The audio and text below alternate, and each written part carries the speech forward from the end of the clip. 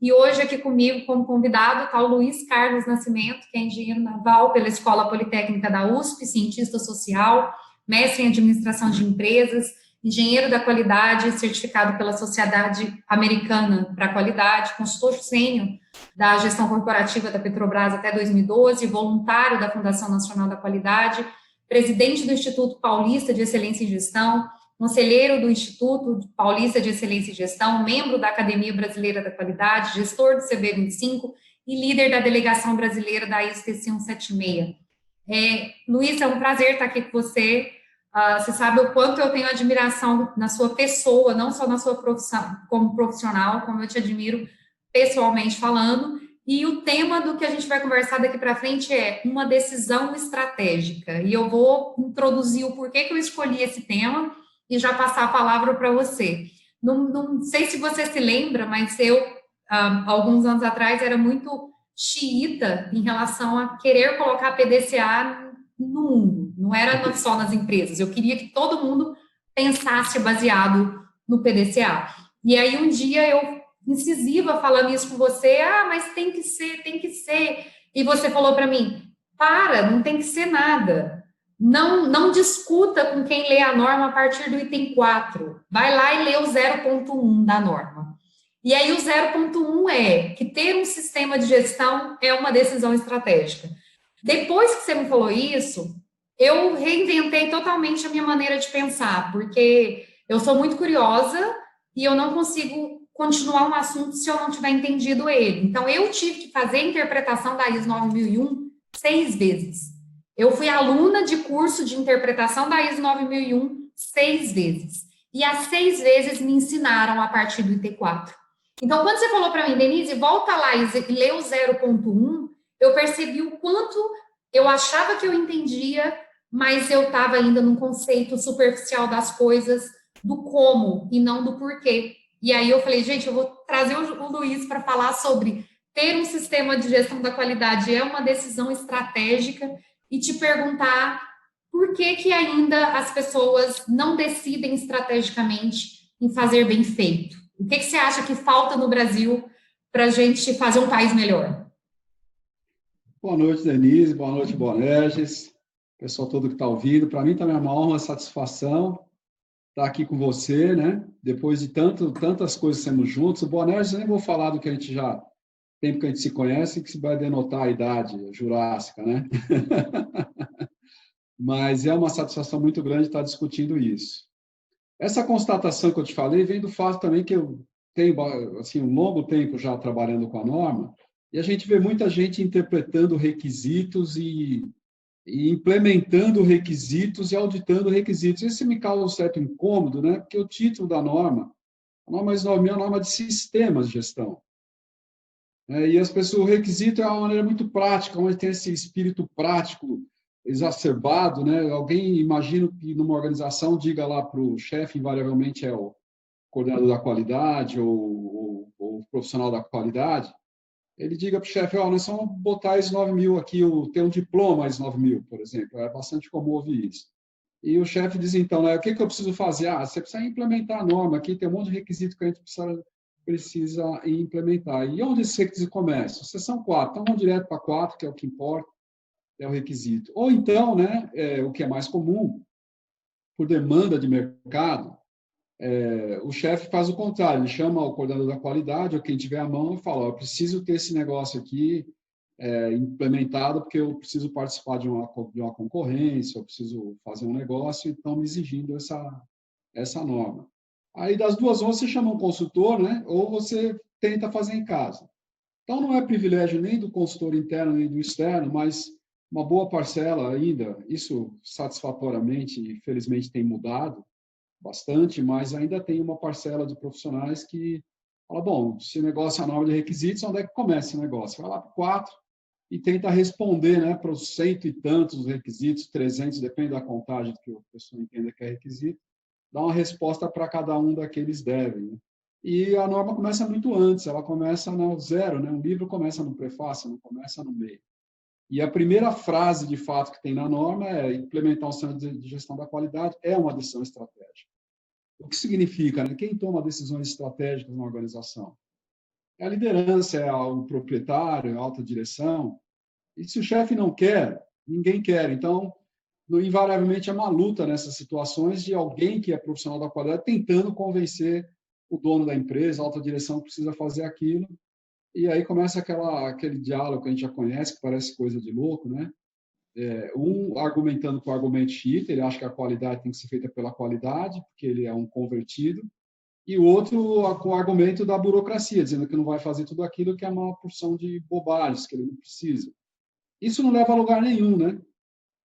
Nenhum dos dois está com a razão, porque a norma primeira não prescreve formas de fazer as coisas, sim, o que é importante para a demonstração, e não compreende exatamente o sentido da norma. A gente acha que a norma é para fazer qualidade na empresa, porque tem o título de qualidade.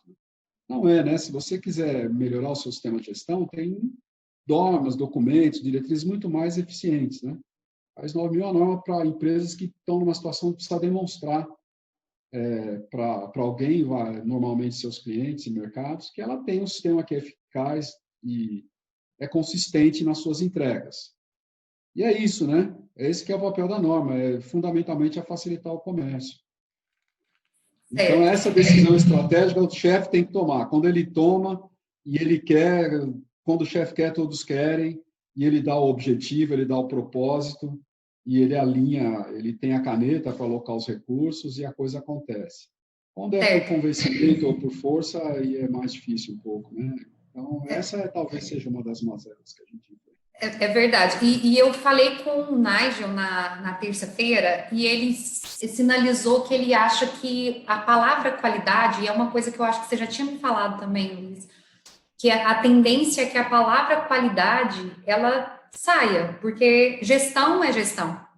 E essa questão de qualidade hoje, ainda aqui a gente entende o empresário, principalmente, essa questão da sua fala, do convertido com o que reclama da burocracia. Eu fui uma pessoa convertida em relação à qualidade. Então, eu tinha eu queria evangelizar as empresas que só dava para fazer se fosse do jeito que eu pensava. Então, eu fiquei muito tempo lutando para poder evangelizar as empresas em relação a fazer bem feito, pensar em PDCA e tudo.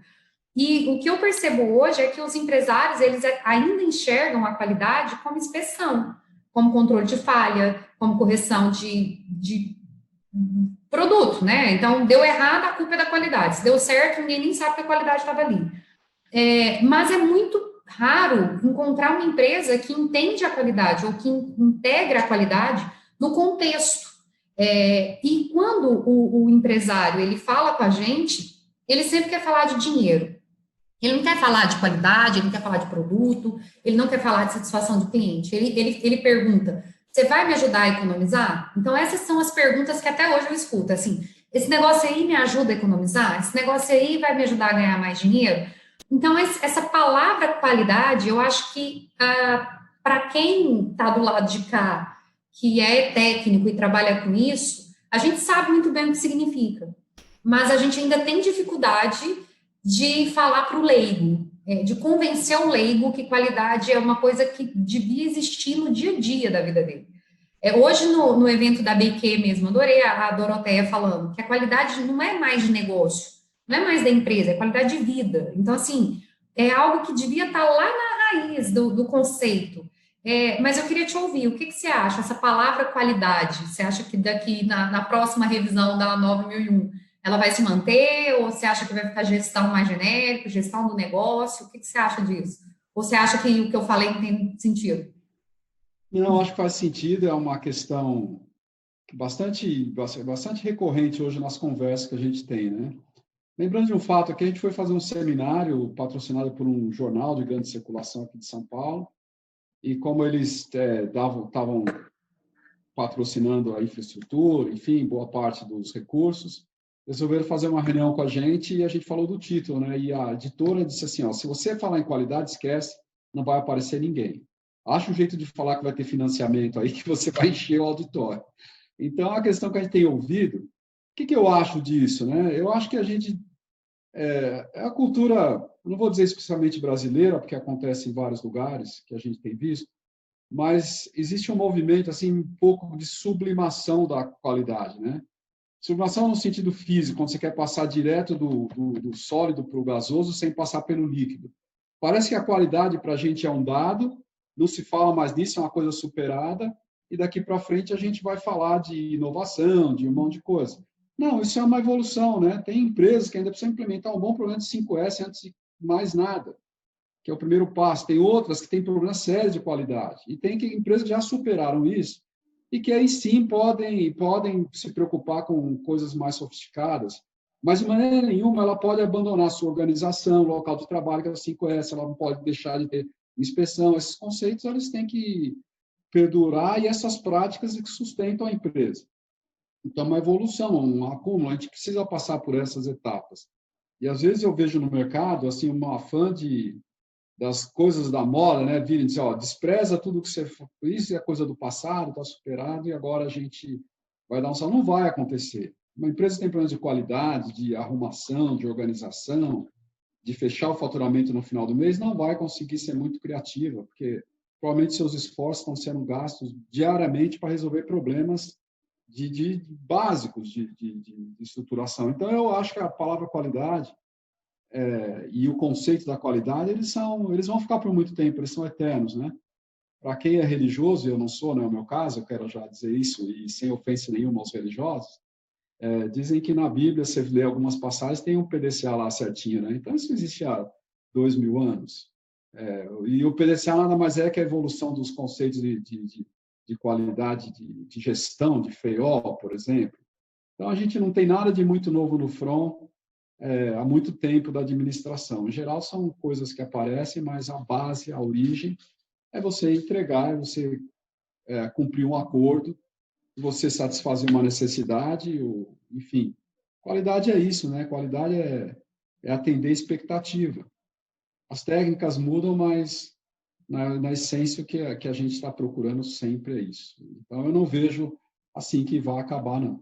Mas eu vejo essas novas tecnologias da moda prosperando bastante ainda aí no meio, nosso meio. É verdade. Então, e a gente tem, assim, muito assunto para disseminar em relação à qualidade. Porque eu vejo que aqui no Brasil nos ensinaram que qualidade é coisa boa, né? Então, qualidade é coisa boa. E a gente que trabalha com garantia de qualidade, a gente sabe que nem sempre. Qualidade é atender o requisito. E nem sempre o requisito é o melhor. Então, isso é uma coisa que eu aprendi principalmente na área de alimentos. Então, alimentos é atender requisitos. Quais são os requisitos instituídos pela vigilância sanitária? Será que esses requisitos são os melhores em relação à segurança do alimento? Ou não? Então, hoje eu, quando penso em qualidade, eu penso na base da qualidade, é o requisito legal. E a gente tem um país que a nossa legislação parece que ela é feita para não dar certo. Né? A gente faz um para desfazer, faz o outro, enfim. Eu estou com questão que eu preciso desembaraçar um produto e ninguém sabe me falar quem tem que desembaraçar ele dentro do órgão anuente. Então, assim, a gente faz para depois aprender como é que tinha que ter sido. Então, é bem doido esse manter a qualidade quando a gente não tem um órgão regulador com base para isso e que tenha requisitos claros. Então, quando a gente vai ler uma legislação de boas práticas de fabricação em relação ao alimento, ele fala que tem que fazer a análise do produto final, só que a análise não é do produto, é só microbiológica. Então, ninguém garante que o que a gente compra, que está lá na embalagem ou que está dentro. Então, assim, a gente que é da garantia da qualidade, a gente que é técnico, a gente sabe que qualidade não significa coisa boa, é atendimento de requisito, que aí tem envolvida a expectativa, que hora você vai atender e tem hora que não. Enfim, é muito complexo isso, só que eu concordo plenamente que a gente sublimou. Então, a gente acredita que todo mundo sabe o que é qualidade, porque nos ensinaram que qualidade é coisa boa. A gente acha que quem trabalha com qualidade é chato, igual quem trabalha com meio ambiente é ecochato, quem trabalha com qualidade é convertido, né? Então, quer organizar papel, e fica muito ainda nessa cultura documental. Só que quando a gente vai na história, é igual a inovação está na moda, mas a inovação ela existe desde que o mundo é mundo, desde a época da pré-história, os homens querem melhorar as atividades para eles terem uma vida melhor. Então, a inovação existe desde que o mundo é mundo.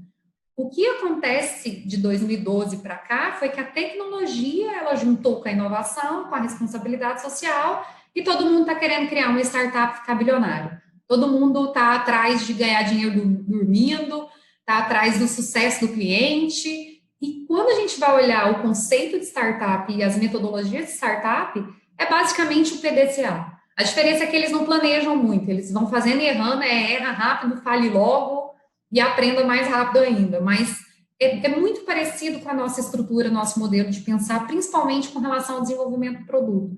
Então, eu penso que não é possível viver sem qualidade, seja na área de tecnologia, seja na área de startup, seja na área de venda de produto ou serviço, enfim, não é, seja na área de commodity, porque commodity também tem barreira técnica que precisa atender, então não tem como viver sem qualidade. Só que mesmo assim, o brasileiro, e aí eu vou falar do Brasil, porque a gente está nesse contexto, o brasileiro ele ainda deixa para depois, coloca para depois, a qualidade como se sublima, realmente. E o que eu enxergo, ouvindo os empresários, é porque eles querem ouvir sobre dinheiro. Como que a gente tem que fazer, Luiz, para poder introduzir a qualidade no aspecto financeiro, que é o que o empresário de fato quer ouvir? Para a gente parar de falar qualitez e falar em estratégia, falar em mercado, falar em margem de lucro, falar em de fato, o que todo mundo para ouvir. O que a gente pode fazer para mudar nosso dialeto? Olha, eu acho que os praticantes da qualidade têm um caminho árduo a percorrer. Eu me julgo um desses, mas eu faço meia-culpa. A gente fala da qualidade de uma maneira quase messiânica, evangélica, né? Diz olha, você tem que acreditar, isso é bom para a sua empresa. O empresário não tem uma empresa à toa. E as empresas têm sistemas de gestão. Podem ou não atender determinados requisitos, mas se essa empresa existe, ela está funcionando, ela tem no fim da linha, como diz os financistas, ela tem um número em azul, ela tem um sistema em funcionamento, né? E muitas vezes o praticante da qualidade quer implantar um sistema novo na empresa, um sistema alienígena, ele vem com um monte de conceitos e diz que tudo que você fez está errado, tem que fazer desse jeito. Olha, provavelmente a empresa vai falir se ela der muita atenção para esses casos, né? Então, a ISO, voltando aqui, fazendo só uma retrospectiva, nós enfrentamos um dilema na versão 2000, quer dizer, os produtos são importantes, porque até então os praticantes da qualidade achavam que o sistema era tudo e pudesse abstrair o produto, o importante é o sistema, o produto é outra questão, é consequência. Não, o produto é o mais relevante, porque o produto gera venda e venda gera linha. A única linha do balanço que uma empresa tem, a única linha azul de ingresso, é faturamento de vendas, ou similar. O resto é tudo custo de matéria-prima, de mão de obra. Então, se o empresário não puder se preocupar, não tiver tempo de se preocupar com a única fonte de ingresso que ele tem na empresa, que são as vendas brutas, isso vem dos produtos e serviços que ele entrega, ele vai ter tempo para se preocupar com o quê, né? Quando me fala isso, eu não entendo. Eu falo, o senhor não tem tempo para fazer isso, o que o senhor fica fazendo no seu tempo? Não, minhas questões são mais estratégicas. O que pode ter mais estratégico do que vender, do que gerar faturamento para a empresa? Então, a empresa é constituída com essa finalidade. Vamos falar de uma empresa. As organizações de outra natureza sempre também tem que ter um propósito, na verdade. Se você seja uma ONG, uma entidade religiosa, qualquer uma, ela atende à necessidade de alguém, ou ela tem um usuário beneficiário, senão ela fecha as portas. Não adianta falar que o governo mantém, que os patrocinadores mantêm. A hora que ela deixar de cumprir o seu propósito, não vai cessar essa fonte. No caso das empresas que vivem de vendas, né, é legítimo, a empresa é constituída para isso, ela não é constituída para fazer qualidade. O objetivo central da firma é perpetuar para alguns, né? Hoje em dia esse conceito já está mais flexibilizado, tem empresas de propósito específico que já nascem com um horizonte de vida, mas, enfim, ela maximizar o valor para as suas partes interessadas, e uma delas é o acionista, ou os beneficiários financeiros. Então, fechando esse parênteses, que a ISO teve esse esforço muito grande de convencer em 2000 que o resultado é importante, tinha até aquela frase, aquele mote famoso, output matters, né? Hoje, qual é o dilema que a gente enfrenta? Desde a versão 2015, é dizer, a ISO é estratégica, né? A ISO tem que falar a linguagem dos negócios. Na versão 2015 fala quais são os objetivos da qualidade. Não faz o menor sentido. Os objetivos são objetivos da empresa. Os objetivos da empresa são gerar faturamento. O sistema é um meio, ele não é uma finalidade, para ela chegar nos seus objetivos. A hora que a gente conseguir botar isso na agenda do executivo, ele vai estabelecer uma política, ele vai traçar os objetivos de negócio e vai entender no que a ISO pode ajudar. Quando a gente vender a ideia que a qualidade é boa por si, ele vai chamar um consultor que vai escrever para ele os objetivos da qualidade, a política, dizer que cada política tem que atrelar um objetivo, vai passar na auditoria, e que isso é importante, porque a norma pede. A pior das desculpas, né, que o executivo quer ouvir, a hora que ele chama um assistente seu, uma profissional de qualquer que seja a área, especialmente da qualidade, e pergunta por que eu tenho que fazer isso, né? A pior resposta é porque a norma pede. Ele não construiu uma empresa para atender a norma. A melhor resposta é porque isso é bom para os negócios. E a norma te ajuda a você gerar um bom negócio. A norma, um sistema bem implementado, tem que gerar economia, ele tem que dar ganhos de eficiência e eficácia. Não pode ser um sistema burocrático, pesado, inconveniente. Isso acontece porque muitas vezes a gente tenta implementar junto com o sistema de negócio um sisteminha ali, né, parasita, que fica consumindo recursos, que ele está desatrelado da estratégia da empresa, dos negócios da empresa.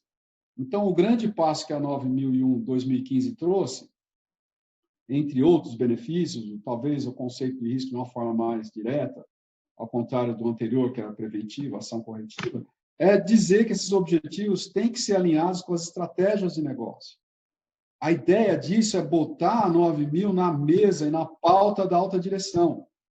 Não pode ser uma questão operacional, não pode ser uma questão só de processo.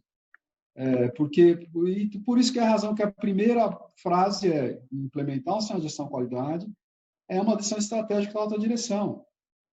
E vários requisitos desde 2015, a tendência é que eles se mantenham agora em 2021, 2022, seja lá o ano que a gente vai soltar a próxima revisão, é isso, é alinhar com as estratégias de negócio, né? A gente tem alguns sinais já pela revisão do anexo SL, pelas pesquisas que a gente está tendo, e esse movimento prospera hoje já no grupo, assim, do SPOTG. Vamos falar do grupo estratégico da SC2, que está pensando na revisão da norma, é consolidar essa mensagem. Essa norma é estratégica, ela é para os executivos e donos de empresa, aqueles que vão alocar recursos, eles vão tomar a decisão de dizer qual é a sua política, o que eles querem da norma, e por isso a gente precisa dar essa mensagem de uma maneira mais clara. Então, não é o profissional da qualidade, infelizmente, com todo respeito a todos nós, né, que vai convencer que a qualidade é boa para um empresário. Ele vai convencer a hora que ele entender que isso é um belo meio, uma bela ferramenta que ele tem à mão, à disposição, para ajudar ele a conseguir atingir os seus objetivos de negócio. E aí a coisa junta, né? Você tem um bom sistema, eficiente, eficaz, que vai gerar bom resultado, inclusive financeiro. E se a gente evoluir mais um pouquinho para outras partes interessadas, outros beneficiários também, que é a ideia da 9004. Né? Mas a 9001, se ela ficar só nesse aspecto de melhorar o seu faturamento, por diminuição de falhas internas e externas e diminuição de custos, né, e controle dos custos de prevenção e avaliação, como ensinou o Juran para a gente, mais custos de oportunidade, evitar a perfeição, que é aquele giveaway que você vai dar uma qualidade que o cliente não percebe. Se a gente conseguir só isso, quase 91 está bom, né? Tem outras normas e elas têm um papel importante a desempenhar no sistema de gestão também. Essa é, assim, maneira como eu vejo a evolução dela hoje, a tarefa que nós temos hoje. Botar na agenda do executivo a 9000 com esse propósito. Aqui me ajuda nos negócios.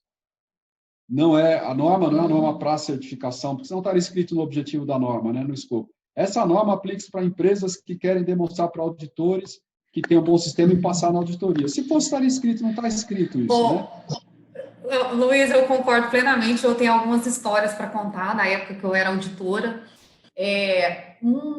De objetivos da qualidade, eu auditei uma empresa e tinha 4 objetivos que eram exatamente 4 requisitos da política da qualidade, e eu sempre mexi muito na parte comercial, e aí eu fui entrando em alguns pontos e encontrei lá mais 17 objetivos que não apareciam em lugar nenhum no sistema de gestão da qualidade, e eram esses objetivos que fazia a direção tomar a decisão. E eu falei, por que isso aqui não está aqui? E aí eles falaram, não, porque esse é da qualidade. Então, ou seja, era como se a empresa fosse uma empresa e a vida real tivesse 17 objetivos, que olhasse financeiro, que olhasse produto, olhasse cliente, olhasse custo de aquisição de cliente, enfim, olhava o que precisava olhar para a empresa ter faturamento, mas os objetivos da qualidade era só para atender a política e para mostrar para mim que era auditora. Obviamente, eu dei uma não conformidade, porque eu não aguentei, falei, não, tá errado, a ideia não é essa, isso aqui não faz sentido nenhum, a empresa é uma só, vocês não podem separar o que é qualidade e o que é empresa.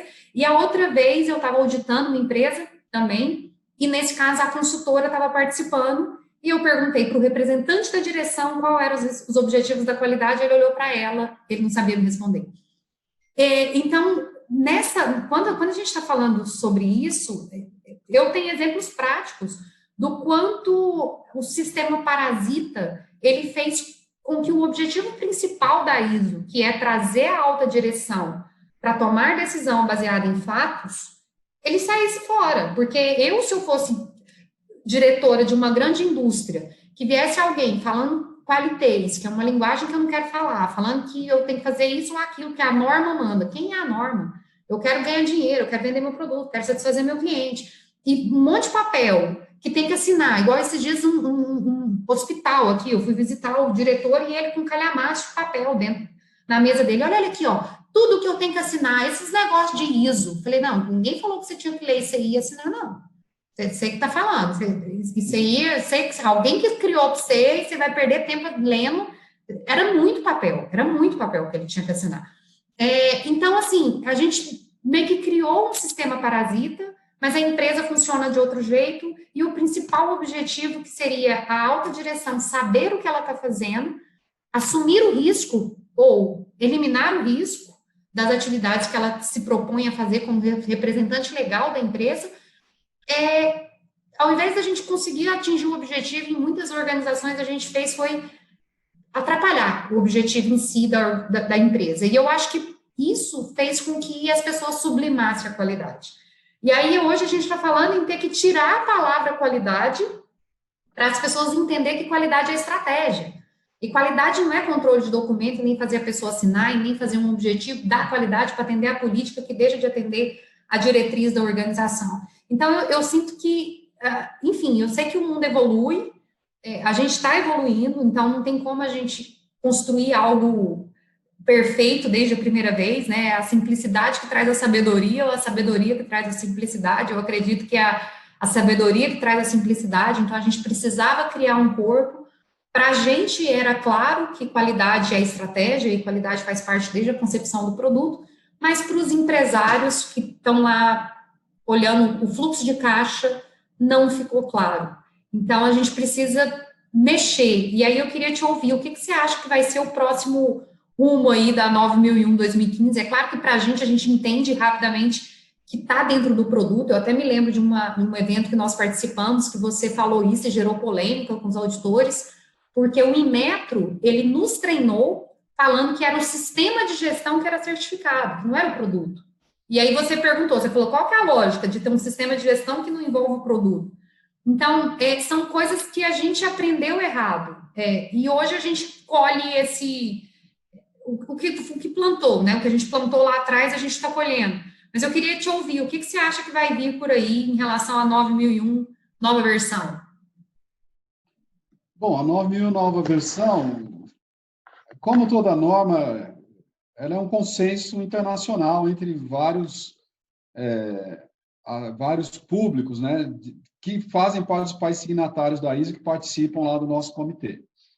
Ela vai ser estabelecida por consenso, então ninguém sabe, na verdade, o que vai acontecer, cada voto, enfim, cada país é um voto, vão ter vários textos. Mas eu ouso, né, fazer uma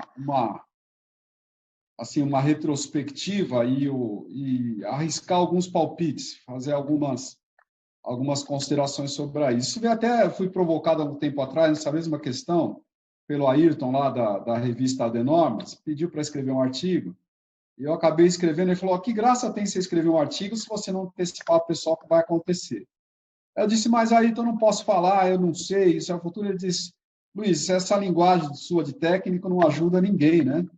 Todo mundo está ansioso para saber, então dá o seu palpite aí e corre risco de errar. Então, eu vou cometer aqui assim, o pecado de especular sobre a ISO, baseado na experiência que a gente tem. Se a gente olhar desde a primeira versão da ISO, ela sai, em média, uma versão nova entre 7 a 8 anos. É assim, desde a primeira edição da norma. E a gente percebe que houve a primeira edição, que veio em 94, 80, Bonés, me lembra aí.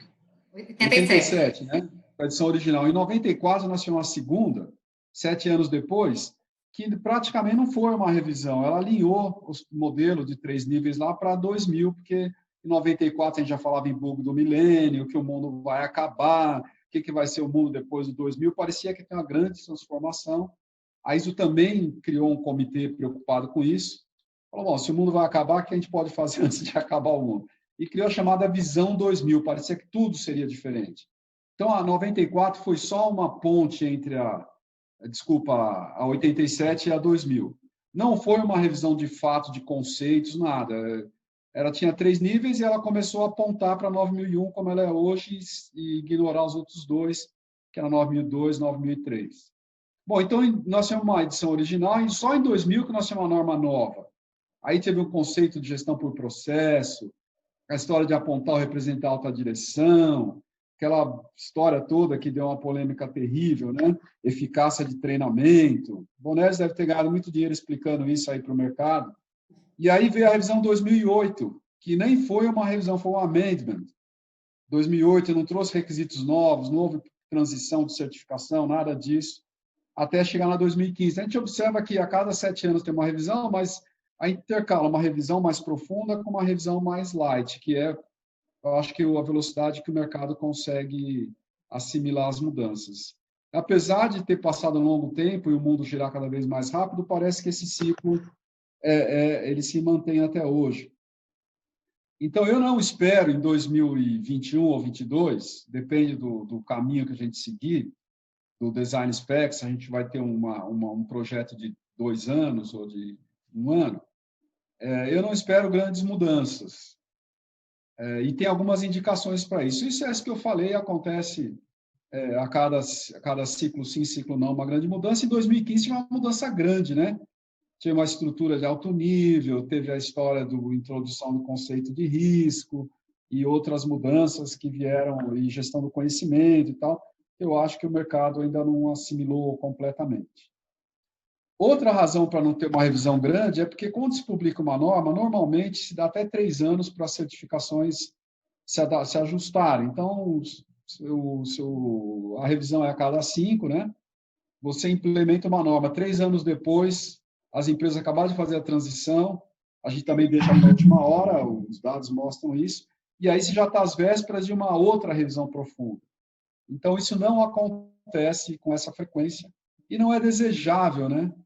Se você imaginar que a norma é uma norma de qualidade, vai ensinar as empresas a fazer qualidade, qual é o conceito? Ela tinha que ter a última palavra em gestão, as últimas novidades, mas o papel da norma não é esse. A norma 9000 é uma norma para negócio e ela é base contratual. Do ponto de vista contratual, não é conveniente que você fique mudando as regras todo dia. Então, o mercado, sempre que a gente pergunta, diz, por favor, né, PDCA, please don't change anything. Por favor, não mexa em nada, por enquanto. Essa é outra indicação. Outra leitura que eu faço é que, a partir de 2015, a norma passou a desfrutar de uma estrutura comum a todas as normas de sistema de gestão da ISO, que está no famoso anexo SL, lá que o Nigel está coordenando para a gente a revisão. Esse anexo tem 3 apêndices, e o que interessa para a gente é o apêndice 2, que ele fala da estrutura de alto nível. E ele sofreu apenas pequenas alterações, né? A especificação da revisão dele já é uma revisão muito limitada e ela não pode ser uma revolução na norma. Então, o anexo SL, que é a base da norma, acabou de ser revisado, ele está em votação. A proposta é mudar praticamente nada, fazer pequenos ajustes. Então, eu não vejo, no horizonte 2021, 2022, uma revolução na norma como tivemos em 2000 e 2015. Eu vejo um aprimoramento da 2015, né, em pequenos ajustes e, quiçá, a manutenção da norma como ela está. Eu acho que, inclusive, isso a confirmação mais provável do que uma mudança profunda. Então, eu não espero mudanças profundas em requisito, em nada, e eu acho que não é o local para a gente fazer isso. Outro fator muito interessante que entra em cena é que há um movimento disparado por alguns países de transformar a 9004 em uma norma de requisitos. Se isso acontecer, né, muita pressão que tem de botar requisitos em 9001, como os requisitos de inovação e essas coisas mais que a gente teve pressão em 2015, isso vai correr para 9004. Então, o povo tende a ficar mais satisfeito em ter assim, uma 9001 base, light, do jeito que ela está, e vai essas questões de mais inéditas vão migrar para 9004. Então, botando tudo isso no caldeirão, minha leitura é essa. Eu não acredito, não apostaria nem um centavo em mudanças drásticas na Uma 9004. pergunta, Luiz, você acha que os outros países, eles enfrentam essa dificuldade que a gente enfrenta aqui em relação a explicar que qualidade é negócio? Ou não? Você acha que para ele todo mundo entende fora do Brasil que qualidade é negócio e que quem toma a decisão é quem assina o cheque? Ou você acha que isso é uma coisa, uma cultura nossa brasileira que a gente entendeu pela metade, igual sustentabilidade? Sustentabilidade, um monte de gente acha que é papel reciclado, e não é, a gente sabe que não é. Você acha que é uma falha nossa, talvez a disseminação da informação em relação a que qualidade faz parte do negócio, ou é uma falha mundial em relação a que qualidade faz parte do negócio? Aí tem um aspecto bem curioso, né, que até hoje eu não entendi direito. Eu já me fiz essa pergunta outras vezes, e nas nossas plenárias, nos contatos que a gente tem com pessoas de outros países, sempre eu tive essa curiosidade, foi muito especulativo, né? Perguntar, como é que é, qual é o problema que vocês têm? E na versão 2000, quando a gente fez o breakdown do projeto, eu me candidatei a trabalhar no grupo que é o do ISO Survey, que fez as pesquisas, porque eu justamente queria botar essas questões nas pesquisas. Então, a gente teve um relatório super completo, que deu muita informação. A conclusão que eu tiro dessa pesquisa e conversando com os nossos amigos é que esse é um problema universal. Senão, essa norma é norma mundial, né? E está lá no primeiro capítulo, missão estratégica, é relevante para todo mundo. Os problemas que a gente enfrenta no Brasil são exatamente iguais aos outros países. E o fato curioso, eu até perguntei para o japonês, né?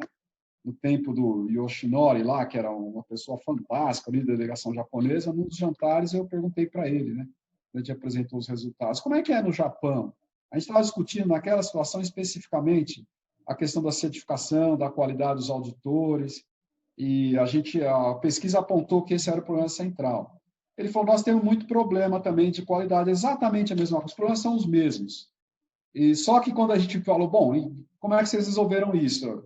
Ele perguntou, como é que vocês treinam auditores no Brasil? Eu falei, normalmente se dá um curso de uma semana para o cara ser um auditor líder ou ser auditor interno uns 3 dias. E agora tem aqui, estava em voga a questão dos auditores de sistemas integrados, né? Aí você faz um treinamento nas 3 disciplinas e é uma semana e o cara faz mais um log de auditorias aí, número X, dependendo do organismo de reconhecimento, e ele faz a auditoria.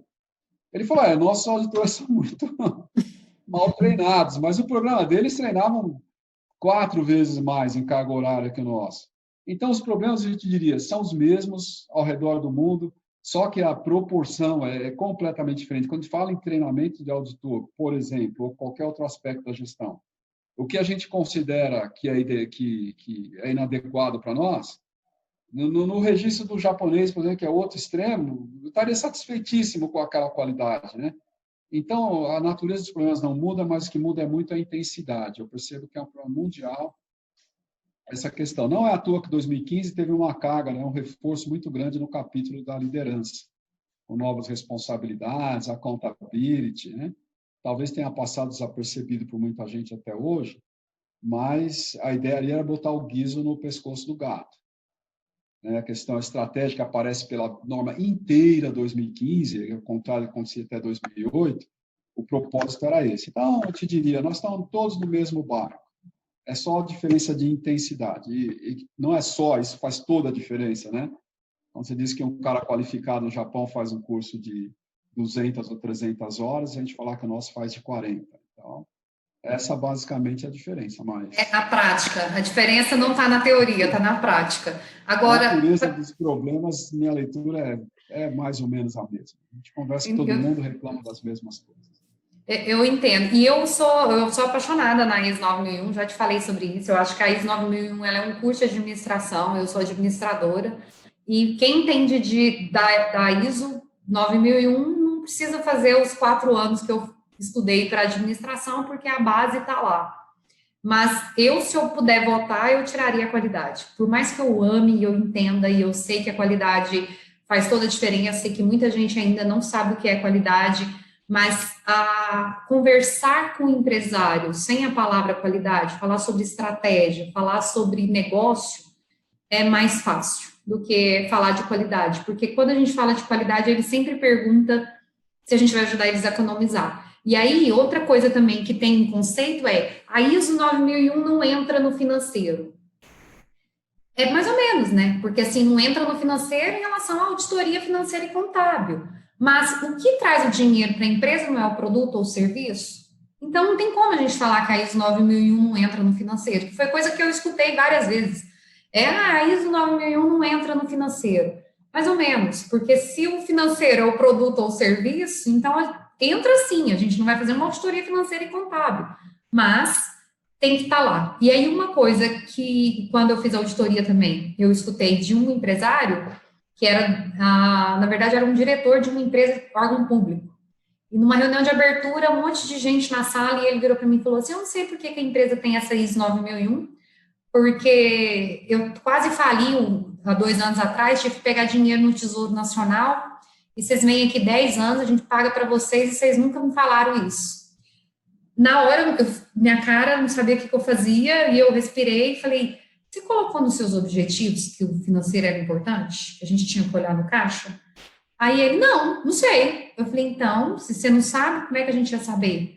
Então, eu joguei mais ou menos a responsabilidade para ele, mas eu entendi. Eu entendi que o que ele quis dizer. Assim, se não adianta a gente ir lá olhar papel e olhar processo se o processo não integra a cadeia de valor do produto.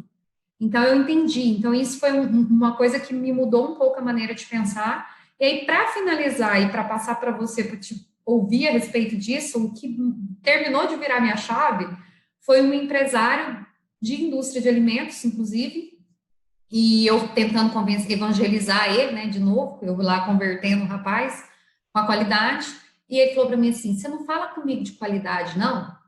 Porque no supermercado você deixa de comprar meu produto por causa de 10 centavos. Você não vem falar esse trem chato para mim, não? Porque você deixa de comprar, se eu investir isso aí vai ficar mais caro, e lá no supermercado você vai deixar de comprar de mim por causa de 10 centavos.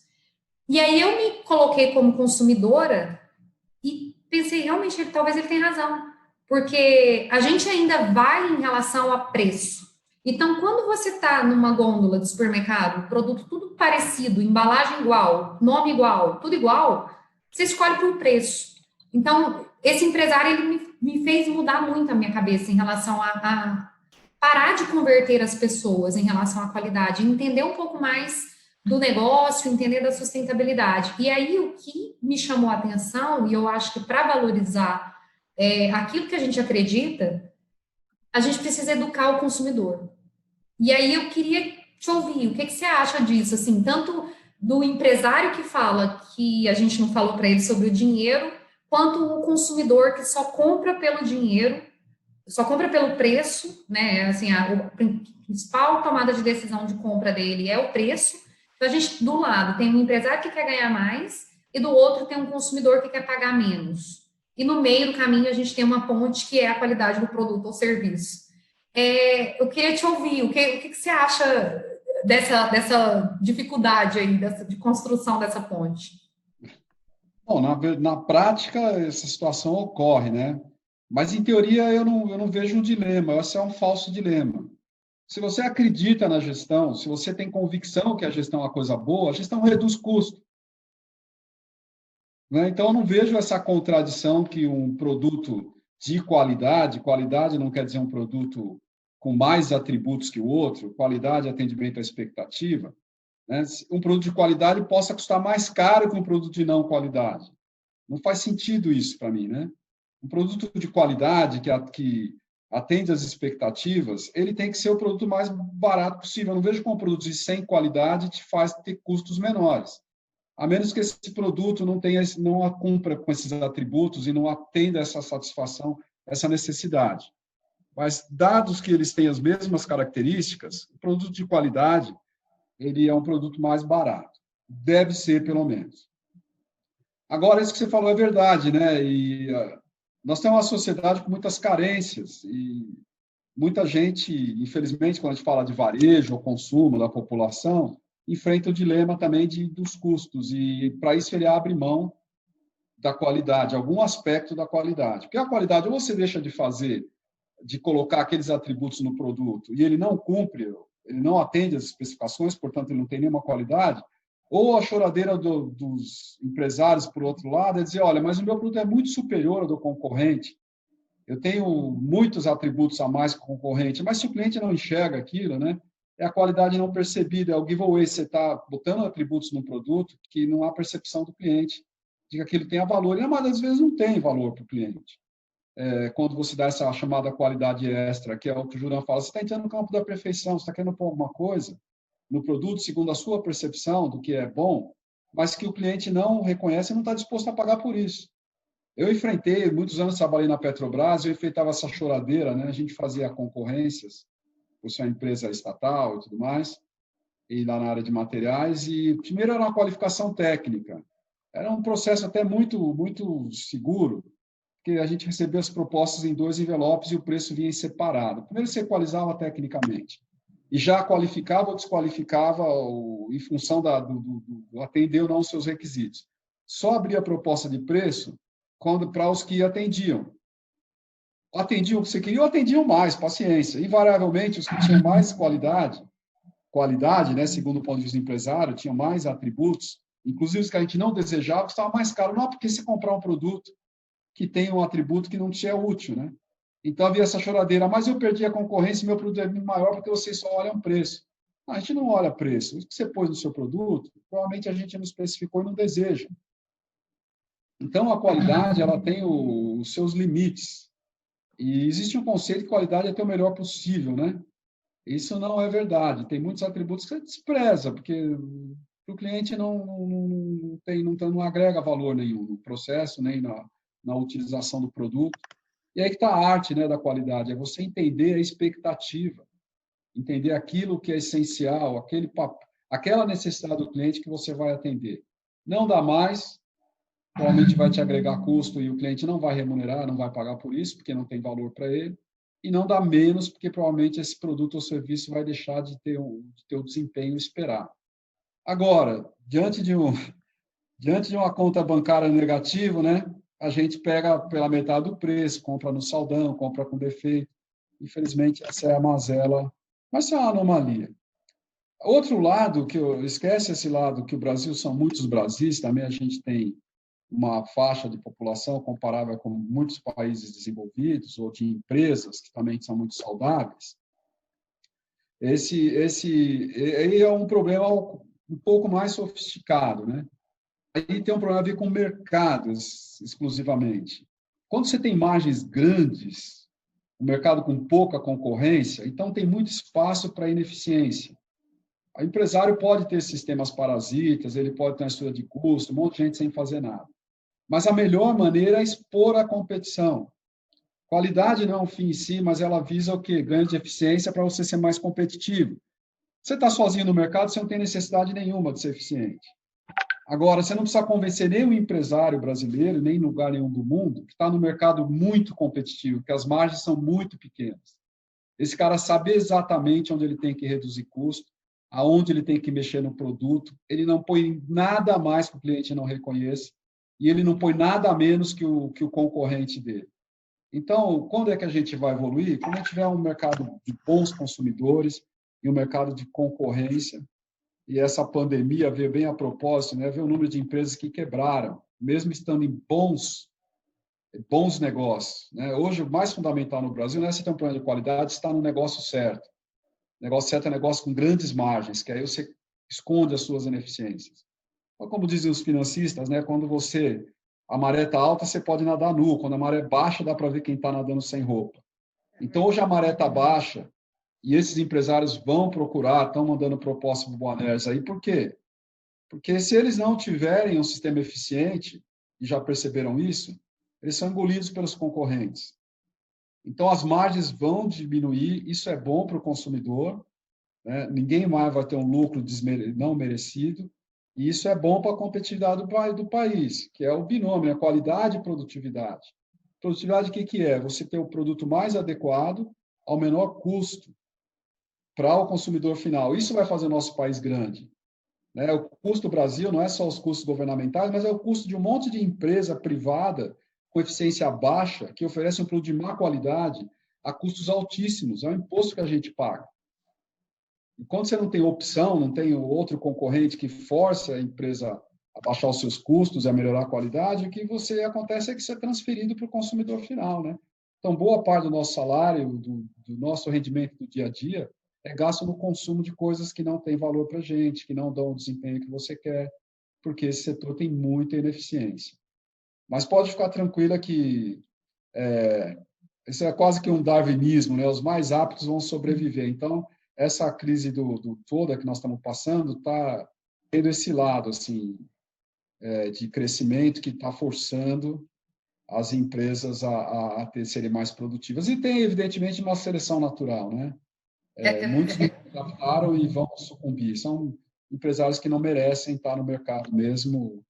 Então, o mais inteligente é se adaptar o mais rápido possível, para quem ainda não fechou, e procurar se posicionar de maneira adequada, com bom produto, com preço competitivo.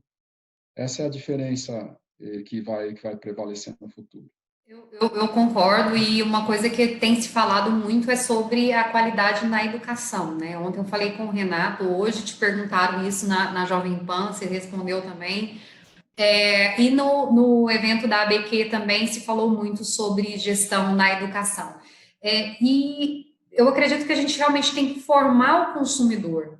Essa questão que eu te falei do exemplo do preço desse empresário, o segmento de alimentos, ele mexeu muito com a minha cabeça em relação ao que eu aprendi de qualidade.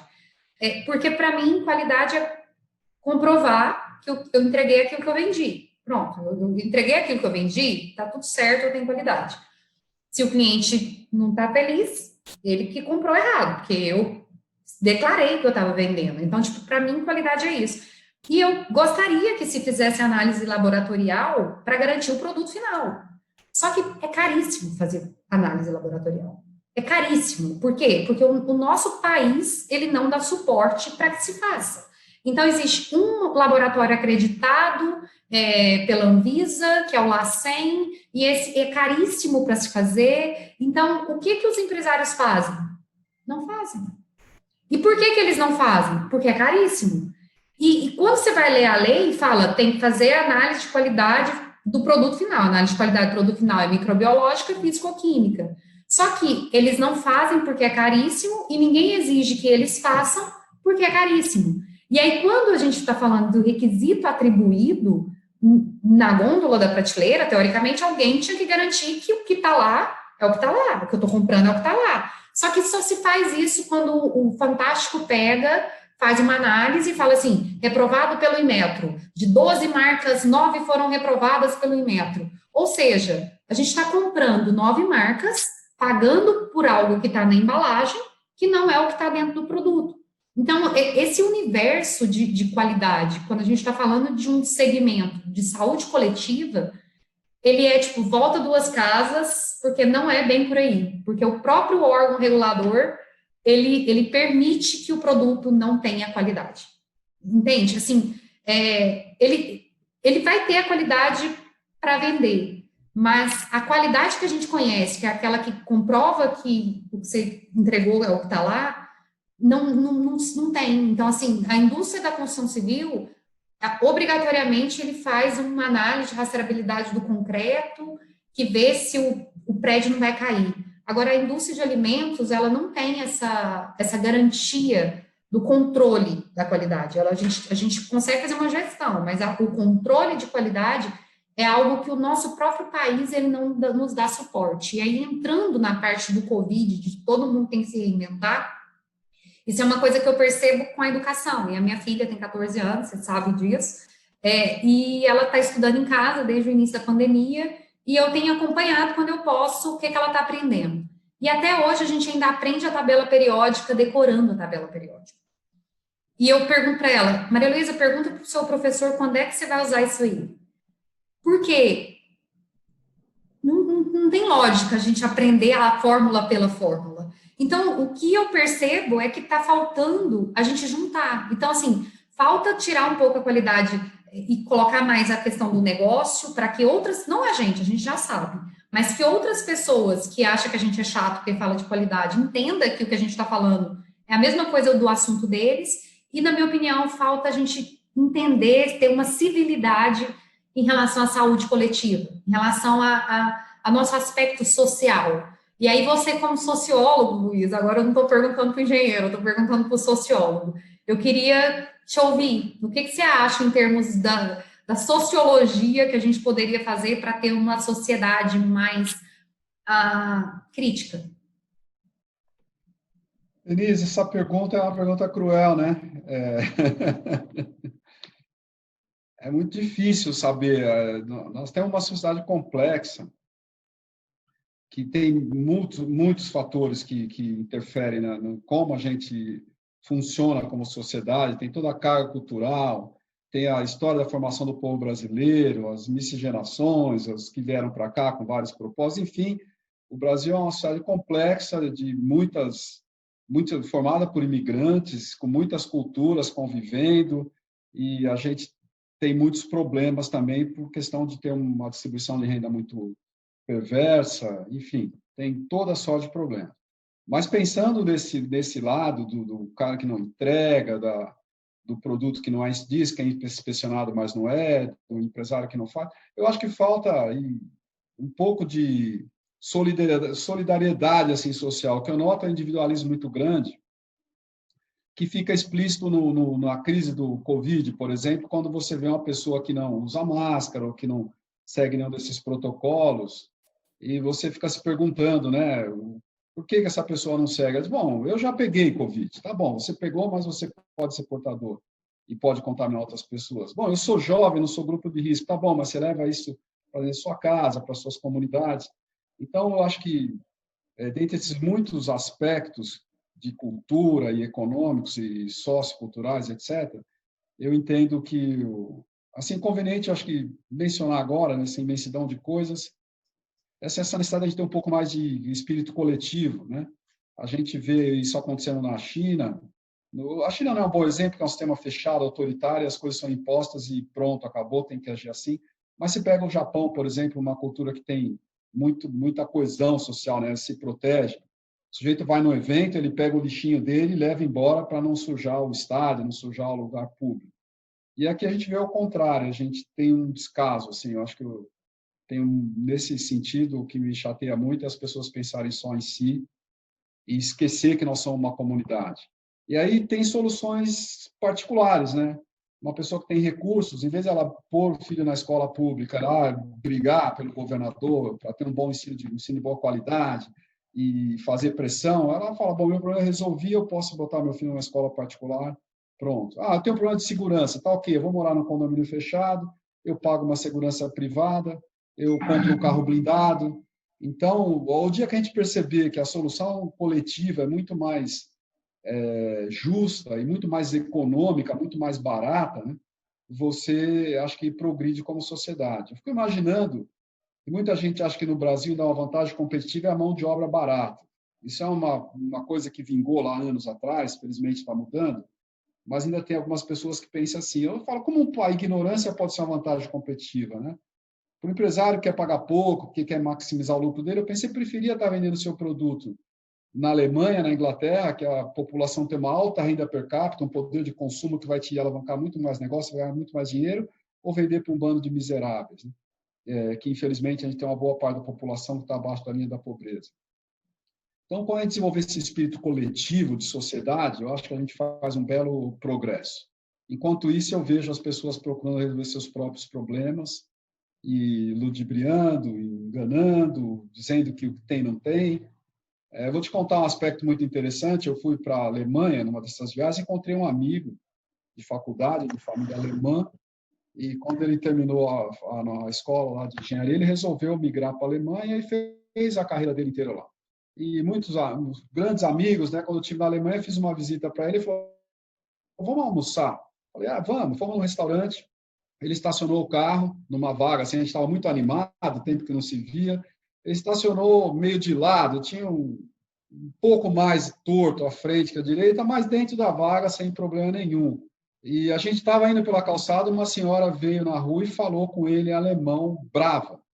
Eu não entendi nada, obviamente, ele conversou com a mulher, aí eu perguntei para ele: o que aconteceu, né? Por que ela está tão brava assim com você? Ele falou: é porque eu estacionei o carro errado. Eu falei: mas provavelmente ela é a dona do carro de trás ou da frente, que vai ter dificuldade para manobrar e sair da vaga. Ele falou: não, ela nem tem carro. Eu falei: por que ela está? Ela falou: porque se a gente tem que estacionar certo, por que eu estou estacionando errado?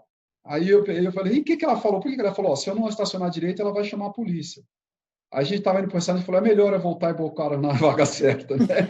Eu falei: porque isso vai me dar problema.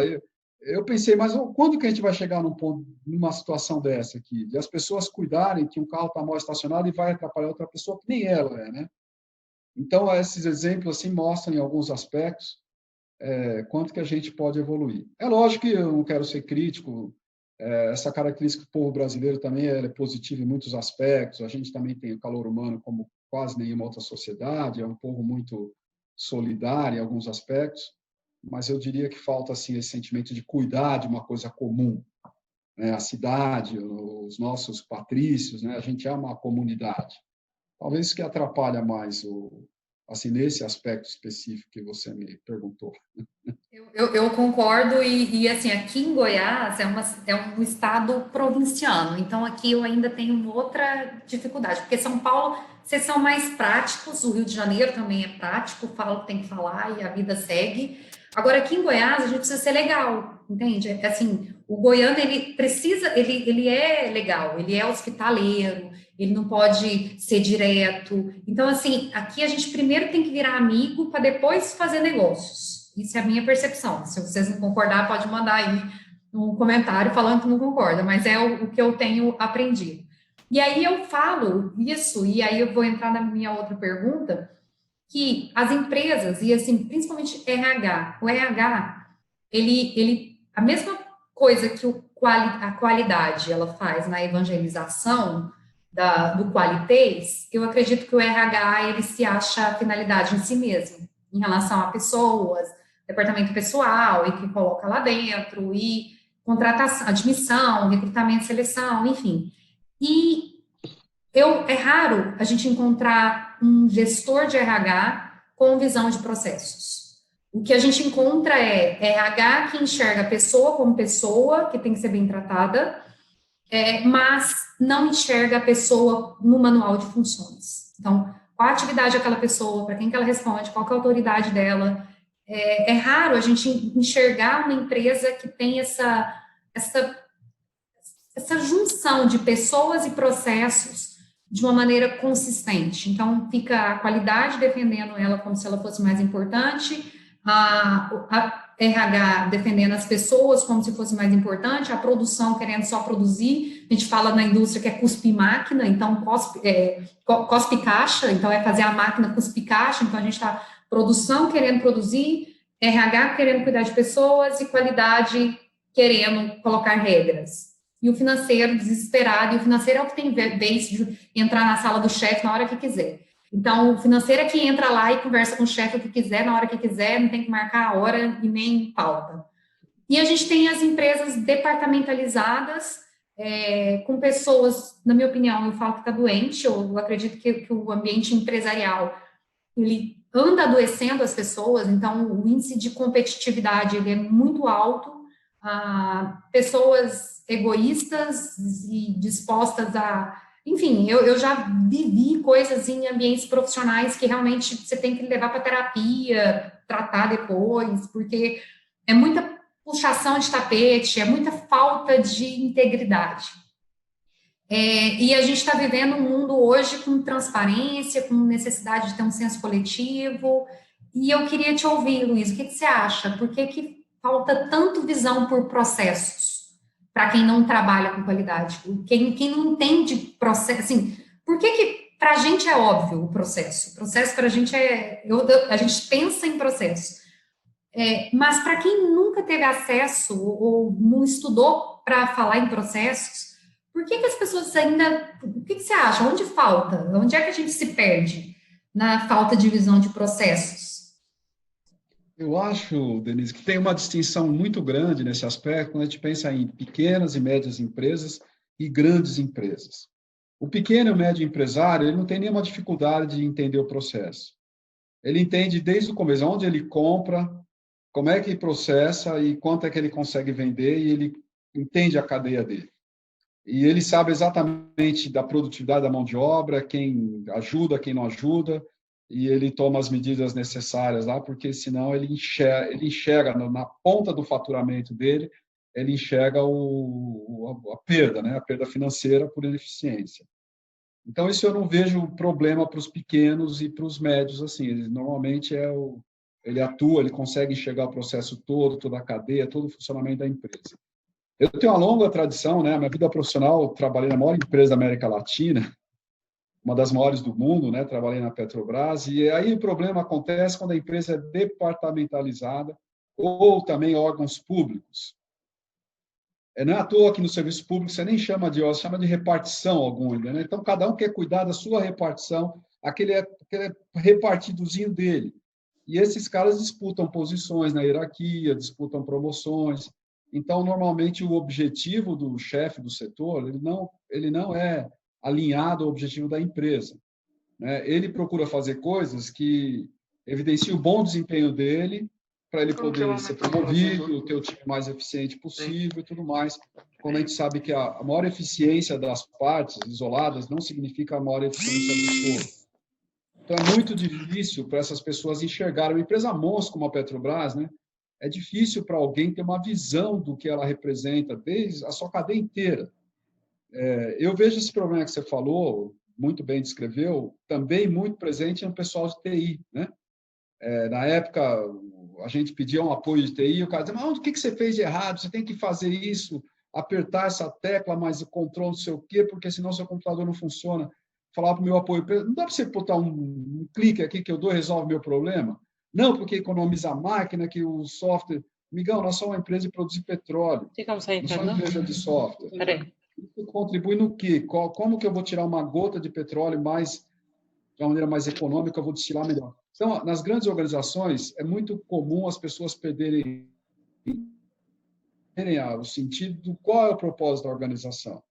E fora isso, tem os diversos conflitos de interesse, interesses pessoais contra o interesse da organização. É muito difícil mesmo administrar uma empresa grande assim e criar esse espírito de cooperação, espírito de processo que enxergue tudo acontecendo e lá o resultado da empresa sendo o máximo, né? Porque algumas vezes você precisa sacrificar algumas áreas. Se você tem, como no meu caso, tem uma equipe boa que você desenvolveu e chega um companheiro seu e fala assim, você tem uns 3 caras bons aí, por que você não me transfere um SEDIC para me ajudar? Não, eu tive todo esse trabalho, eu estou operando bem, para que eu vou te ajudar, né? Mas não adianta nada você maximizar demais o desempenho de uma parte, não significa o todo. A empresa fica doente, né? Se você fizer um paralelo com o câncer, o que é o câncer, afinal das contas? Um órgão, determinado órgão do corpo, decide que ele vai maximizar o desempenho dele e começa a reproduzir, proliferar a célula à vontade, mas e aí? O que acontece com o resto do organismo, né? Muitas vezes ele adoece e, em alguns casos, ele perece. Então, as empresas são, né, esse paradigma orgânico é mais ou menos assim, né? É uma área meio que adoece a outra, porque você tira os melhores talentos para você, você leva toda aquela equipe de alto desempenho para uma área, isso não reflete no desempenho global da empresa, né? Você tem um excelente CPD, um excelente corpo jurídico e as vendas de derivados não crescem porque esses caras não são parte do processo produtivo. Além de ter esse problema, eu diria que ele está exacerbado nos processos de apoio. Quem trabalha em apoio precisa ter a vocação de servir, né? que são as funções de TI, são as funções de RH para as empresas que a finalidade não é treinar pessoas e nem produzir software. Eles estão em outro negócio, eles precisam saber que a função deles é subalterna, ele tem o seu papel em apoiar as áreas fins para que elas tenham um resultado bom para todos. E aí tem inúmeros problemas, como, por exemplo, as políticas salariais, concessões de bônus individuais, tudo isso ajuda a criar esse ambiente de competição que muitas vezes ele é contraproducente. Como é que você faz isso, né? Tendo uma boa política de atrelar os resultados de equipe, da empresa aos resultados das equipes. Enfim, tem uma série de dispositivos que você pode lançar a mão para tentar mitigar. Mas é difícil resolver esse problema assim de maneira definitiva. Eu concordo que é difícil, e mais uma vez a gente vê o quanto quem tem que juntar as peças é a liderança, né, a alta direção, porque nas minhas experiências, assim, como consultora ou como auditora, que isso foi uma coisa que foi me deixando com preguiça de continuar nessa profissão, que eu falava, gente, eu preciso sair dessa profissão, porque eu não dou conta, eu sou uma pessoa que eu tentei, consegui, mas eu desisti. Eu falei, não nasci para ser consultora, não quero fazer isso, porque era raro quando eu pegava uma empresa que eu conseguia falar com o diretor uma língua que a gente conseguisse entender, porque geralmente é sempre quem estava abaixo, que são pessoas que têm conflitos de interesse, obviamente, está ali em busca de cargo, de projeção salarial, enfim, está querendo melhorar a carreira, mas que está olhando só para o próprio umbigo. Então, e é difícil, porque você chega e fala, não, mas isso aqui você tem razão, mas isso você não tem, o fulano que tem, enfim, é difícil a gente juntar as peças sem falar com a alta direção, porque quando o reporte ele está sendo para quem tem conflito de interesse, diretamente, aquela pessoa ela vai filtrar as informações. Então, eu aprendi, eu falo assim, gente, isso é uma coisa que eu falei um dia, uma psicóloga ficou com raiva de mim, que eu falei, pessoa sem processo não serve para nada dentro da empresa. Pessoa sem processo serve para nada. Para mim, processo antes de pessoas. Pessoas vêm depois. Então, assim, eu falo o que eu penso. Então, eu criava polêmica. Então, antes de eu falar, gente, antes do povo me bater, eu vou aposentar e vou trabalhar com outra coisa, porque vai ser mais fácil. Então, eu fiz isso, não me arrependo, mas aprendi muito nesse caminho. E eu arrisco dizer que o problema da gestão, ela está na gestão. Porque a alta direção, ela quer o bem para todo mundo. Porque se todo mundo ficar bem, ele vai ganhar mais. Simples assim. Então, ele quer que a empresa prospere, que diminua custos, que o produto satisfaça o cliente, para ele poder ganhar mais. Então, a alta direção, ela é uma pessoa que enxerga além do topo. Ele enxerga no topo, né? Enxerga além do alcance. A gestão, ela tem seus conflitos de interesse, que está brigando ali por um cargo, uma cadeira, e começa a fazer filtro. Então, a operação, às vezes eles sabem como resolver os problemas, só que eles não têm voz, porque a gestão, ela não consegue falar não para a alta direção não sabe a dor, não sabe como é que faz, então a alta direção, ela tem uma ideia, e ela joga a ideia, a gestão não tem senso crítico para falar, isso aí não dá para fazer, não vou nem tentar, porque não vai funcionar, ela finge que vai fazer, aí ela chega na operação e fala, é para fazer, a operação fala, não vai funcionar, e ele fala, manda quem pode, obedece quem tem juízo, e não funciona. E aí a gente tem vários filtros. A operação, a tomada de decisão não desce sem filtro para a operação, e a execução não sobe sem filtro para a alta direção. Então, é raro a gente ver uma empresa onde está cada peça no seu lugar, que diminui os conflitos de interesses e faz a alta direção tomar a decisão, de fato, baseada em fatos. E aí eu queria que você me corrigisse se eu estivesse errada no meu raciocínio. Você acha que a gestão, o problema da gestão está na gestão ou está na estratégia? Está nas duas coisas, né? Estratégia, eu vejo o que é estratégia, no meu entendimento, de uma maneira bem simples. Estratégia é a capacidade que o estrategista tem de olhar para o objetivo lá na frente e escolher o melhor caminho. onde ele possa aproveitar as oportunidades e evitar os riscos, os percalços do caminho. Então, o estrategista, ele é o timoneiro do barco, ele tem que olhar lá na frente e falar, esse é o meu objetivo, como é que eu vou levar a organização nesse rumo? Como é que eu vou fazer todos remarem o barco nessa mesma direção? Porque um barco sem rumo, alguém rema para um lado, outro rema para o outro, os esforços se anulam e você não vai para lugar nenhum, ou anda em círculos ou fica parado. Então, quando tem um alinhamento vetorial, assim, todos os esforços no mesmo sentido, eu acho que você chega na produtividade máxima. Então, o papel fundamental de um estrategista, seja ele quem for, mas invariavelmente tem que estar na alta direção, é enxergar, projetar a empresa dele no futuro, enxergar em que posição ele quer estar, quais são os objetivos, aonde ele quer levar aquela organização, alinhar todos os esforços. Então, estratégia, visão e alinhamento, né? Quando isso falta, a visão, ninguém sabe para onde vai. E quando falta alinhamento, as pessoas buscam objetivos que são, cada um quer remar o barco para o seu lado. Então, o problema está nas duas coisas e, na verdade, é difícil conceituar qual é o papel da gestão, né? Gestão, o que é? Gestão é você chegar onde você quer, articular meios e fins para chegar nos seus objetivos. E se você fizer um bom alinhamento, se a alta direção conseguir traçar objetivos críveis, né? Motivar a força de trabalho e mobilizar todos os recursos da empresa naquela direção, convencer a todos, o que é um bom líder, um líder inspirador, né? Ele motiva você a querer ir naquela direção. E todos forem nesse sentido, ele vai ter sucesso. Para isso também, não pode culpar as pessoas que elas têm seus objetivos pessoais, têm suas vidas para tocar, suas famílias, seus objetivos próprios. Então, o papel da organização é achar algum meio de ter uma convergência, né? A organização progredir ao mesmo tempo que as pessoas que estão ali também progridam.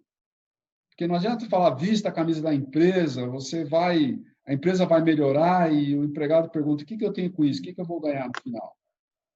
Eu tive uma experiência interessante numa situação que me propuseram uma avaliação de desempenho. Estava muito na moda aquela história, né? Aqui nós vamos traçar os seus objetivos para o ano, que tem que alinhar com a empresa, está ok, o que eu tenho que fazer? Chefe, você tem que fazer isso, fez um belo de uma planilha e a gente vai monitorar todo mês. Eu falei, tá bom, se eu cumprir todos esses objetivos, o que eu ganho no fim do ano? Tem uma promoção? Eu falei, não sei, tem que fazer, agora eu já não posso garantir, porque depende disso, daquilo. Eu falei, tá bom, então eu vou ver o que eu posso fazer, mas eu não posso garantir que eu vou fazer nada disso, né? Então, a empresa tem compromisso com as pessoas que tem que ter uma convergência entre os objetivos pessoais de quem está naquela estratégia, quem está naquela organização e a própria organização. Mas, de novo, voltando para nossa situação, onde você abre uma vaga de emprego e as filas dão voltas no quarteirão, seja lá qual for o emprego, essas pessoas, a última coisa que estão preocupadas é se o objetivo da organização está compatível com seus objetivos pessoais. Tem uma necessidade muito mais premente, né? Eu tenho outra experiência, né?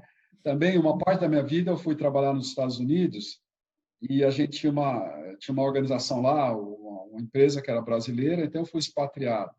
Chega lá, precisamos operar no Golfo do México, ali com o offshore. O Brasil tinha bastante experiência, né? A Petrobras sempre explorou no mar, desde que eu entrei. Eu tive a satisfação de entrar no fim da década de 70, quando começaram as primeiras plataformas de exploração. Por ser engenheiro naval, acabei sendo um dos pioneiros e acompanhei todo esse movimento. Acabei indo lá para Houston e precisávamos contratar alguém lá, alguns nativos, os americanos. E o nosso companheiro lá de RH disse para a gente, assim, olha, entrevistei um cara, a gente disse o perfil, mas vamos ver se ele aceita. Eu falei, como aceita? Ele falou, a gente fez a entrevista, gostamos dele, agora ele vai investigar. A empresa é nova, ele vai avaliar a gente para saber se ele quer trabalhar aqui. Então, é uma assimetria, no nosso caso, muito perversa de situações, né? Isso não é só dar entre empregados próprios, mas quando você contrata um terceiro, eu trabalho numa empresa monstro, praticamente tudo que você pede para ele fazer, ele faz. Porque, né, ele está numa situação tão desvantajosa que ele tem que agarrar aquela oportunidade. Agora, a situação muda, né, quando a pessoa passa a trabalhar para você. Se ela não tiver uma boa motivação, não tiver alinhamento, certamente não vai ter só necessidade, algumas situações não é suficiente. Se for no serviço público, infelizmente, ainda os chamados estabilidade, né? O cara é Eu tenho experiência em serviço público, são as pessoas mais competentes que eu já conheci, né? O cara faz uma seleção terrível, ele se prepara muito, as provas, as seleções são muito difíceis, né? As pessoas são muito competentes. Mas o que acontece no momento que ela assina o contrato lá e ganha estabilidade? No momento seguinte, ela fala, pronto, agora eu atravessei o Rubicão, né? Agora eu passei e não preciso mais trabalhar. É tipo isso. Agora mas são as pessoas mais competentes que tem, porque passaram por um critério muito difícil para conseguir acesso. Então, é alguma coisa específica daquela circunstância que eles têm que lidar com aquilo, para que essas competências sejam mobilizadas para o bem comum. Mas tem que haver uma convergência entre o interesse da organização e o interesse do empregado. Então, você vê que as organizações que têm mais sucesso têm as pessoas mais felizes, né? Que a produtividade aumenta estrondosamente. E Mas é as uma pessoas coisa geralmente, abrir mão de as uma pessoas parte. têm orgulho de trabalhar nas organizações que têm Exato. sucesso e que fazem parte dos valores delas. Agora, só entrando aqui rapidinho, que é um novo mundo que a gente está vivendo, né? A nova era. Porque antes, eu concordo plenamente em relação a as pessoas davam voltas no fila e estava ali em busca de salário e estabilidade. Só que hoje, quando a gente está falando do mundo digital, eu sinto isso até na pele, porque às vezes eu quero contratar um designer, alguém de TI, e o que a gente percebe é que essas pessoas, elas se sentem o cara da qualidade, mas meio que o engenheiro junto, sabe? Porque eles pensam assim, eu que vou fazer, a ideia é dela, mas é eu que vou fazer, então eu que tenho que ganhar tudo. Entende? Então, assim, é difícil a gente trazer esse pessoal aí, geração Y, geração Z, para dentro de um modelo de negócio e falar, olha, até chegar nessa ideia aqui, nessa concepção aqui, nesse curso, nesse software, nesse aplicativo, tem muito chão atrás para formalizar, para chegar nessa concepção aqui. Tem muita ideia de negócio por trás. Só que essas pessoas de TI, designer, que são os que criam o infoproduto, ou produto digital, eles já estão diferente. O modelo mental deles não é mais o modelo mental do cara da operação que estava ali, não estou nem aí se o valor é o meu, se não é, eu estou aqui em busca do meu salário, que eu vou receber no quinto dia útil para beber no sábado. Então, tipo, esse pessoal da geração Z, geração X, de TI e designers, não é assim. Eles têm modelo de pensamento de startup, o modelo de pensamento deles é eu que vou fazer, então eu que tenho que ganhar mais. E aí eu queria te ouvir, o que você acha desse choque de geração que a gente está enfrentando agora e do mundo que está indo para esse cada vez mais digital, cada vez mais tecnológico? Acho que nós estamos ficando velhos. Tem um mundo novo, né? Esse conflito de geração sempre teve, né, entre todas as gerações, mas ele cada vez mais fica mais acentuado porque o mundo gira mais rápido. Então, a diferença dessa geração e qualquer outras duas gerações anteriores, ela é maior. É difícil mesmo, essas pessoas têm objetivos diferentes, elas vivem num conceito diferente, têm um desprendimento com relação a ativos, vamos dizer, físicos, a benefícios e uma série de coisas, e é difícil compreender. Eu tenho um jovem, nem vou dizer mais um adolescente também em casa, e é difícil entender como eles pensam. Agora, uma coisa é certa, né? É o que vai prevalecer, gente, porque não tem como o mundo andar para frente. Então, nós estamos sendo superados, a gente não está conseguindo entender. Eu vejo isso quando meu filho era pequeno, a gente dizia, nós vamos limitar o horário das crianças em frente ao computador, porque computador é ruim, tem que ir para a rua, tem que brincar, e assim que a gente aprendeu a viver bem. E uma época eu fui fazer um trabalho aqui voluntário no Hospital das Clínicas, São Paulo, no complexo dos institutos, são 9 institutos lá. Achei que devia, eu fiz vários cursos na USP, estudei sempre com ensino gratuito e achei que estava na hora de retribuir alguma coisa. E eles tinham um departamento lá de medicina virtual, esse pessoal que faz a operação usando robôs e tudo mais, né? E eu conversei com o chefe do departamento que conduzia isso, e ele me disse assim, olha, a coisa mais difícil é ensinar um velho, um desses médicos aqui, a operar. A molecada que cresceu com joystick, com videogame, não tem menor dificuldade. Ele opera, dá nó, tudo com o braço do robô, né? No dia seguinte, eu voltei para casa, comprei mais outro computador, dei para meu filho e falei, pode fazer o que você quiser aí. Não adianta, lá na Revolução Inglesa teve ludismo, né? Vamos quebrar as máquinas porque o progresso vai tirar emprego. Não há como lutar com a evolução. Então, o Darwin já ensinou, né? Vão sobreviver os mais aptos que se adaptarem mais rápido. O que resta para a gente? Tentar compreender o mais rápido possível esse mundo, desses jovens, e esse mundo novo que a gente está tendo com pandemia e tudo mais, se adaptar o mais rápido possível, não adianta lamentar. Não adianta viver no sonho que a gente vai voltar ao que era atrás, no passado que era bom. Não tem jeito, a vida anda para frente, né? Então, o que a gente deve fazer é procurar entender o que esse pessoal está pensando. É assim que o mundo vai funcionar, doravante. Eu Nós concordo aí vamos plenamente. passar para a história, né? Eu concordo plenamente. Eu acho Bonésio, não fica deprimido não, que a esse gente está... modelo agora também de economia está ensinando a gente a multiplicar. Então, antigamente tinha o ganha-perde, né? Então, o modelo do empresário era muito, vou explorar o máximo que eu puder. Só que agora, quando a gente está falando de construir modelos de negócio escalonável dentro da tecnologia, não tem como. É equity, é falar, você vai ter tantos por cento disso, não tem como. A gente não segura um talento se você não der o lucro para ele.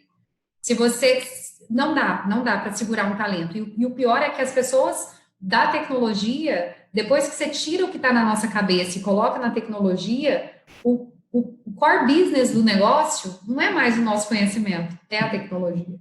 Então, eu acho que essa virada de chave entre o humano e o mundo tecnológico vai ensinar a gente a gerir de uma maneira ganha-ganha, né? Não é mais aquele modelo ganha-perde. Mas o que você ia puxar assunto com o Bonerves aí? Deixa eu passar para você. Só ia falar para o Bonés, a gente não precisa ficar deprimido, não, Bonés, já tem um restinho ali para aproveitar. Tem uma, como diziam os antigos, tem uma brasazinha para queimar, se assoprar ainda acende, né? Mas é isso, o Bonés já, acho que seu filho, Bonés, também já está enfrentando esse dilema que nós estamos enfrentando, né? Muito rápido hoje. Eu falo juventude, a gente de 17, 18, 21 anos, e aí já, daí para frente, a gente já tem problemas com essa novidade toda. Verdade. Hoje a geração, a distância de uma geração para outra está pequenininha, né? É verdade. 4 anos de diferença, a garotada com 4 anos de diferença, a criança de Já 10 outro a mundo. criança de 14, são completamente diferentes. Verdade. Bom, desculpa. Imagina. Luiz, tem mais alguma coisa que a gente estourou um pouquinho o tempo aqui, mas é sempre bom falar com você, dá vontade de ficar conversando muito. Tem mais alguma coisa que você queria complementar que você acha que a gente não falou sobre a nova era da gestão? O que você acha que vai ser a nova era da gestão? Vamos falar, eu sou um pouco futurista, gosto de ficar tentando adivinhar o futuro. Como que você acha que vai estar a gestão nos próximos 10 anos? Olha, primeiro dizendo o que eu gostaria de falar, eu acho que tem tanta coisa para a gente conversar, essa conversa não terminaria nunca, né? O que eu gostaria de falar que eu não falei ainda é, primeiro, agradecer o seu convite e dizer da satisfação de estar aqui entre amigos, a gente discutindo esses assuntos que são tão importantes para nós todos, né? E como eu vejo a gestão no futuro, eu vejo uma questão ambiental significativamente importante, né? A gente vai ter que tomar um pouco mais de cuidado com isso. Eu não acho que o planeta está em risco, o planeta vai muito bem, obrigado, mas a nossa vida no planeta está em risco, né? A gente cada vez mais tem enfrentado uma série de problemas ambientais, climáticos e tudo mais, e a geração nova também não aceita mais isso. Nós vamos ter que compreender de uma maneira muito importante, a diferença de viver de serviço ou viver de produtos. Nós somos educados com o bem físico, material, né? Hoje o PIB brasileiro é 70% de serviço. As pessoas novas hoje querem gastar dinheiro em viagens, em benefícios, elas não querem mais acumular, não querem ter propriedade, não querem ter bens materiais. Então, o desafio da gestão é compreender o tempo todo essas transformações e conseguir se antecipar. Eu não vejo mais empresas com tanta perenidade, eu já vejo estratégias de empresas que nascem já com vida determinada, não, a ideia não é perenizar, e para nós aprendermos, né, que o objetivo primeiro da empresa é se perpetuar, não é isso mais. E os produtos, né, tem a tal da engenharia, que tem a obsolescência planejada, você já desenha o produto para ele acabar. Tem coisas, né, a gente teve uma experiência de consumo outro dia, que eu reclamei de uma coisa aqui para um vizinho, ele disse, olha, mas para que você quer isso a vida inteira, né? Tem que quebrar mesmo, o ano que vem a gente precisa de novidade, né? Precisa girar isso. Então, eu acho que a gente vai ter que aprender muito isso. E nós estamos na área de serviço, a gente sofre um pouco hoje, porque as organizações às vezes relutam, né? Quando você oferece um produto, ela tem um produto bom na mão, ela acha, paguei bem por isso, está ok. Quando você oferece o serviço, ela diz, olha, mas como que eu vou pagar isso? Né? Principalmente quando envolve conhecimento, ela não sabe nada, você põe o ovo em pé, depois que ela aprendeu, ela acha que não vale aquilo. Mas só isso que eu aprendi? Só isso, mas é a informação que você não tinha, né? Isso custa. Então, em compreender esse mundo novo, esse mundo virtual, esse mundo do serviço, esse mundo intangível, esse mundo da fluidez, da liquidez, né? Que as coisas não são mais palpáveis, esse é o grande desafio da gestão. E trazer benefício para todos, né? A gente já viu esse mundo capitalista que a acumulação e a concentração de renda não leva a gente para lugar nenhum, só traz uma série de problemas sociais para a gente. Então, o objetivo, acho que, da gestão é aprender isso. Concordo plenamente. Concordo plenamente. Alguém quer fazer alguma pergunta, gente? Comentário? Acho que não. Então é isso, eu concordo, Luiz, plenamente com você. Acho que a nova era é exatamente a gente aprender a ser mais humano, né? E a tecnologia vai vir, acredito que já está ensinando algumas coisas com isso. E foi um prazer imenso. Vamos fazer mais vezes, porque a gente tem muito assunto para conversar. E vamos continuar trabalhando aí com qualidade, porque tem muita gente que acha que é chato, mas não sabe nem para que serve. Então, a gente precisa falar mais a respeito para poder disseminar a informação, porque senão a gente não consegue comprar e vender para outros países e assim a gente não tem um país próspero, economicamente falando. Então, a gente precisa, sim, vender para outros países, precisa comprar, e para isso precisa entender quais são as barreiras técnicas e como fazer para diminuí-las, né? Porque senão a gente fica sempre com aquela conversa de que isso acontece muito aqui em Goiás, assim, mas eu não vendo nem para o meu estado inteiro, que é a cabeça do empresário que pensa pequeno. Então, investe em qualidade, porque o consumidor não dá valor nos 10 centavos que ele vai ter que pagar para um laboratório, e ele não vende no estado inteiro, então por isso ele não vai vender para a Alemanha, para ganhar em euro. Então essa ainda é um pouco a mentalidade dos nossos empresários, talvez por isso que a gente é tão bom em exportar commodity, mas ainda não tem a competência que deveria para poder exportar produto de valor agregado. E eu acho que para chegar lá a gente precisa da gente, precisa de vocês que são engenheiros, que sabem colocar o ovo em pé, e que sabe passar a informação de como fazer isso, e a gente precisa disseminar. Então, acho que a gente tem um caminho bom aí pela frente. Muitíssimo obrigada, eu vou te dar aí as palavras finais para você encerrar. Você abriu seu microfone, quer falar alguma coisa, Boners? Espera aí só um pouquinho. O Boners abriu o microfone, quer falar alguma coisa? Oi. Bom, se tiver espaço para fazer um comentário... Fica fácil, pode falar. Tá. Não, é que a gente está falando do futuro e da obsolescência, essa coisa toda. O meu guru nesse assunto de qualidade é o Schurhart, né? É o cara que formatou o PDCA do jeito que a gente tem. E quando eu escrevi meu livro, eu saí retroagindo para descobrir quando é que começou essa história. E achei o Aristóteles, em 320 a.C., já falando alguma coisa que derivou para o PDCA do Schurhart. E vocês sabem, eu tenho o Know-how Partner, que é a Stata Matrix, né? A Stata Matrix, empresa americana.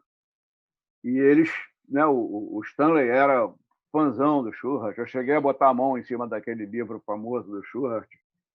que ele dizia, pessoal, eu descobri como é que faz a melhor empresa do mundo, né? Se ela tiver princípio, foco no cliente, não sei o que, parará, decidir com base... Tudo aquilo que esses princípios da ISO, da qualidade até hoje, estão lá no livro do Schurrat, de 1930, quer dizer, há 90 anos atrás. E o Stanley tinha uma palestra dele muito bacana, que ele dizia, esse negócio é a mesma coisa, aí não muda nada. Aí ele citava 40 nomes para qualidade, e na época o 40º era o Six Sigma.